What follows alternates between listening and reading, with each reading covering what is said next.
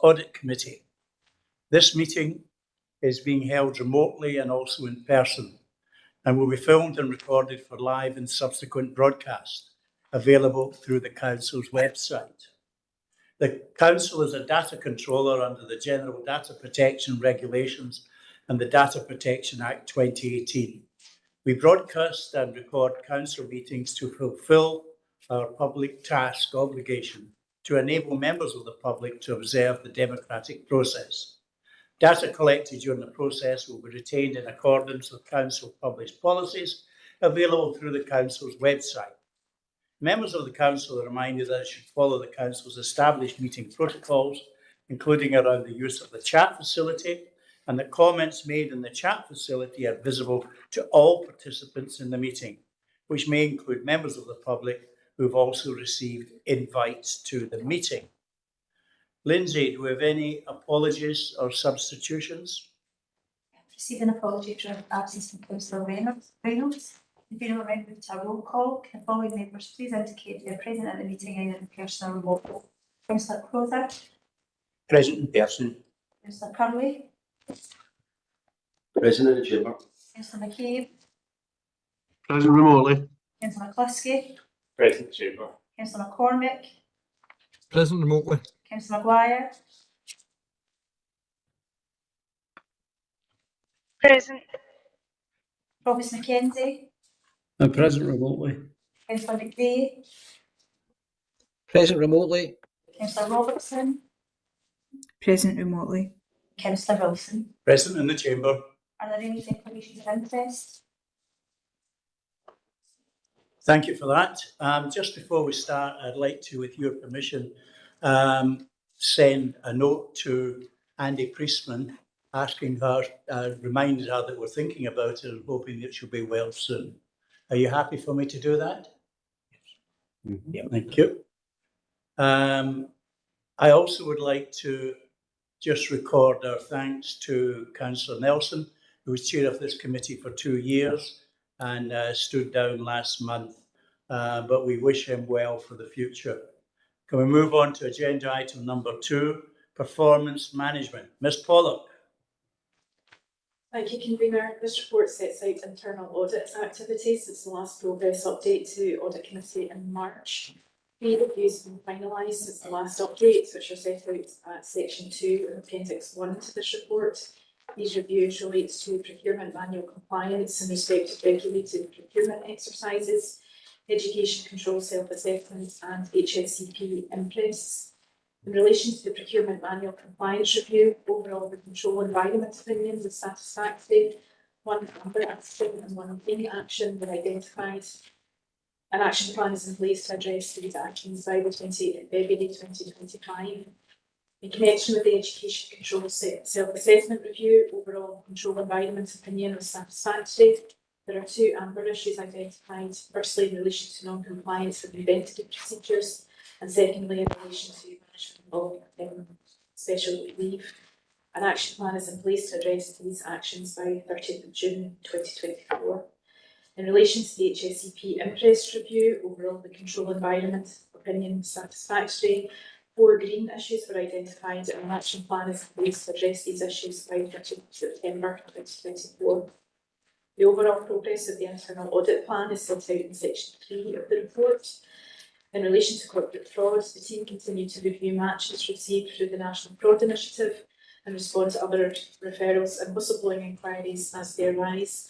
Further information can be found in section 4 of appendix 1 to the report. An update on internal audit action plans can be found as appendix 2 of the report. The report states that 8 actions were due for completion by the 31st of March. They are complete and the completion dates for 5 actions have been revised. As a verbal update, I can advise that 4 out of 5 of these actions have the revised deadline of 30th April and that these actions are now complete. The 1 outstanding action relates to corporate purchase cards. The revised deadline for this is now 30th June 2024. Management comments have been provided within the relevant section of the status report and relevant officers are in attendance today to answer any questions.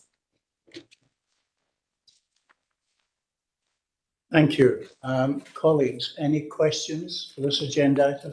Councillor McCluskey. Thanks, Convener. Just firstly on the corporate fraud activity, I'm just looking at the page Could you 11. tell me what page you're on? Page 11. Page 11, thank you. The blue badge parking permits seem to have been an issue. Is that not accounted for in the single form when people pass away and the council's form? Is that accounted for as part of that process, or is the blue badge separate? That's first question. And then second question, just relating to the detail in question 3, there's a number of the internal audit actions that have 30th of April as their due date. And I'm just conscious that we're now obviously beyond the 30th of April and our next committee isn't going to be till I think after the summer.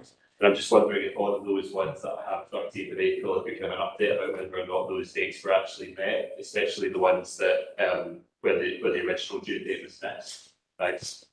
Ms. Pollock. In relation to your first question, do you mind if I take that one? Yeah. And bring that one back to you in relation to your query about the 30th of April actions. They are complete all of them for the 30th of April. Brilliant. Thank you. Thank you. Councillor Curley. I think John was first. I see Yes. 2 red lights. Okay, I'll put mine off. Yes. Thank you. Just in relation to the page 11, paragraph 4.2, with respect to the whistleblowing and other inquiries, DWP, this might not be a question that might be able to answer today, but I'm interested to know. Looking at it, it said there's £101,278 as a result of these other inquiries. I'm just wondering if officers could bring a quantum of how much of that is to do the whistleblowing and how much is to do with the just general other inquiries. Ms. Pollock. Apologies for that. Be something I can take away and answer.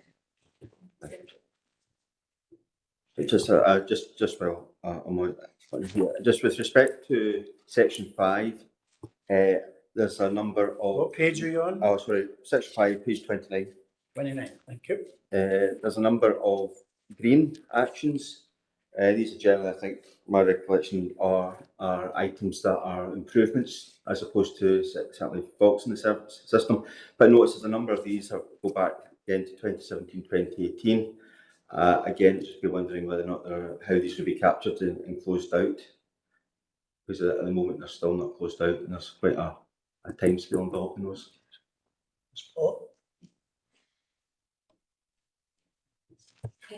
Again, I'm sorry, I need to come back with an answer to that, or possibly these answers.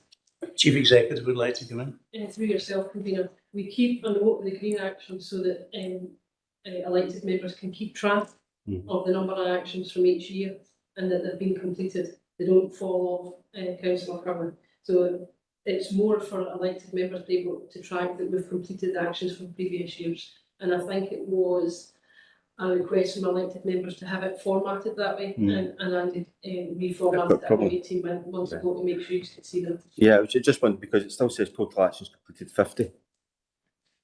So if they were, I would have thought they would have been, if they're still out, I thought that would have been 53 if they actually had been completed. So.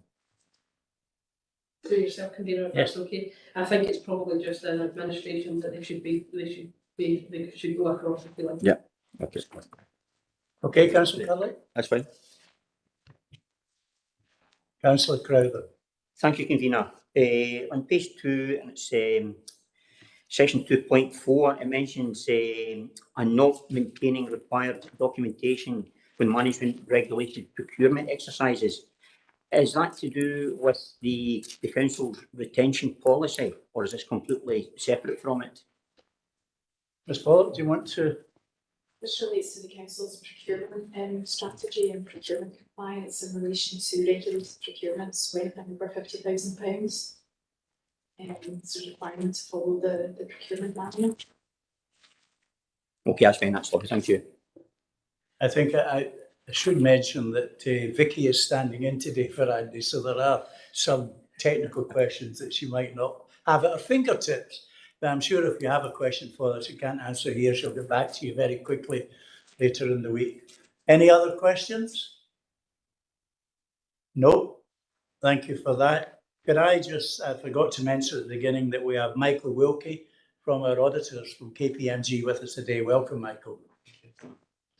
We move on to agenda item number 3, external audit plans, current actions. Vicky. Thank you, Convener. This is the regular update report on the implementation of the external audit action plans. There were 3 actions due for completion by the 31st of March. All 3 actions have been reported as completed by management. There are currently 12 actions being progressed by officers, and reporting means is set out in appendix 1 of the report. Again, officers are invited to answer any questions. Colleagues, any questions on these actions?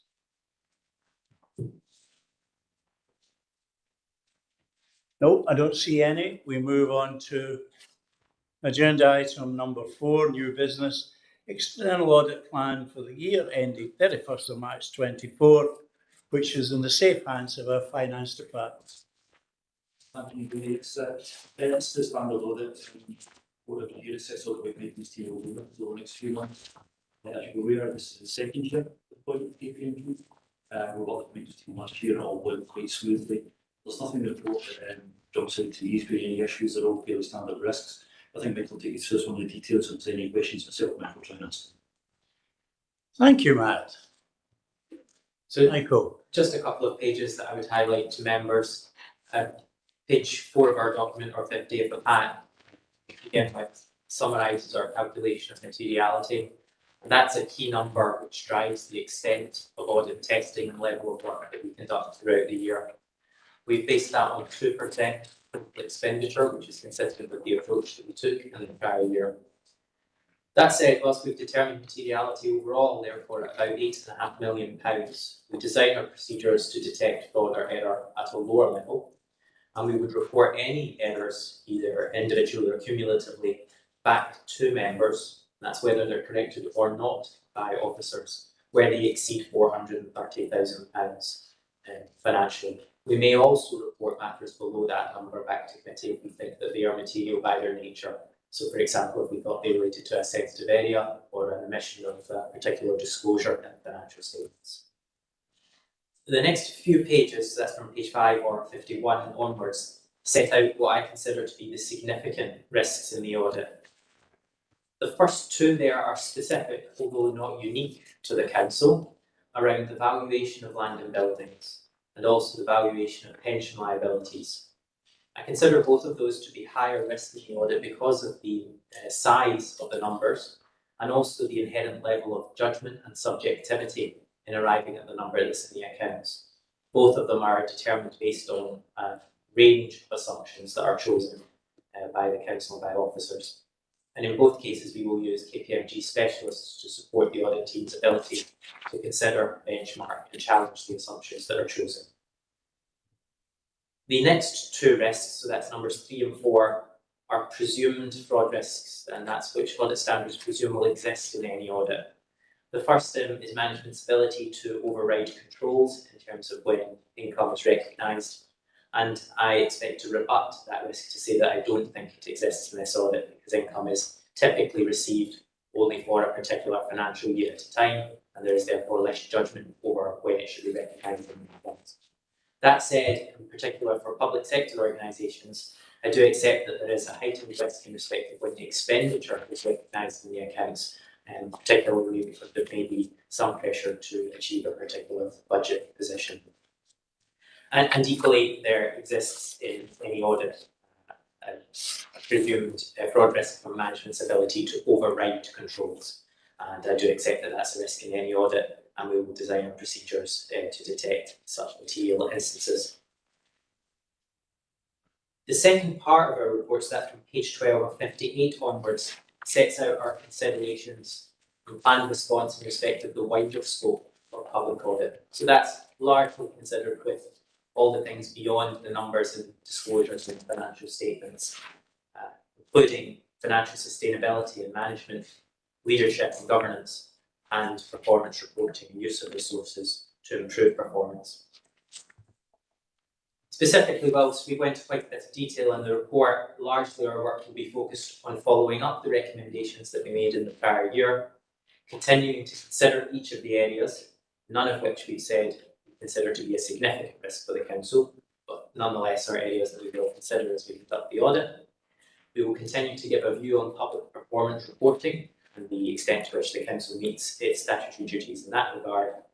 And we are required by Audit Scotland to appoint us to consider a specific thematic area each year. So this year, the area selected by the Accounts Commission is workforce innovation, and will be the topic that we consider as part of Workforce what? workforce innovation. Innovation. So responding to the challenges that most organisations are facing with recruiting and attracting sufficient and appropriate staff to deliver the services that they require to them. We will report on all of these aspects back to those charged with governance at the end of the audit, and we include within the report our planned timetable, fees, confirmation of independence, none of which I will go into detail of, but we have said in the timetable that we expect to move back to the target deadlines that are set of reporting by the end of September, and that is our ambition. Right, so you would say we're a good report, really, aren't we? Based on the work that we've carried out last year, we've set our strategy for this year, and there's nothing in it that's particularly unusual. Hello, now, colleagues, do we have any questions for Michael or Matt? Stephen McKay. Thanks, Chair. It was just in terms of the sort of expected timetable and obviously the sort of key deadlines. It was, again, just to seek that assurance that both Matt and Michael were confident that their teams can deliver this expected timetable. Matt, Michael? Thanks, Karina, yes. Yeah, I'm also depending on my team getting the draft accounts ready at the end of June. We're on target to do that at the moment. We hand it all to Michael for his audit in July, August. I would maybe point out that last year, it was the first year of Michael's appointment. There was a bit of an issue at the start to the engagement, so the team started slightly late, I think it's fair to say. But once they started to work very well with them, we did miss the deadline, but we didn't miss it by much. And I think it was sort of mid-October, just about ready, and there's some technical issues after that. So we would expect back on target. Obviously, we need to work together, but we should expect to meet that target. So you're giving Councillor McCabe assurance? As far as I can, yes. Clearly, things might come in the audit these week will be in, but no, the technical works well. The audit's going well last year, so we would expect it to go okay. Thank you. Okay, Councillor McCabe? Yeah, I'm sad with that, but I will be holding you to account, Chair. Councillor Curley. Oh, you're on the hot seat now. Thank you, David. Just with respect to some of the questions about the implied group, council group, how far does that go with respect to subsidiary companies and organisations, and would it cover joint ventures? And depending on that, I might declare a connection. Our audit is of the council group. We don't necessarily consider all entities to be material to our group audit, but the integration joint board in particular is a significant component. So as part of our audit, I'm also the engagement leader for our audit. Okay. Just on page 59, or by page 59, page 14 of your report, it talks about consider how major capital projects are planned to be funded and implemented, including the revenue capital consequence of the same. Obviously, as a council, we're moving into a situation we have been spending money through the city deal, and we're also looking at the levelling up funding. So I'm just wondering what your classification is for a major capital project, and will it include audits of individual projects or just general the principles involved in the management of these projects?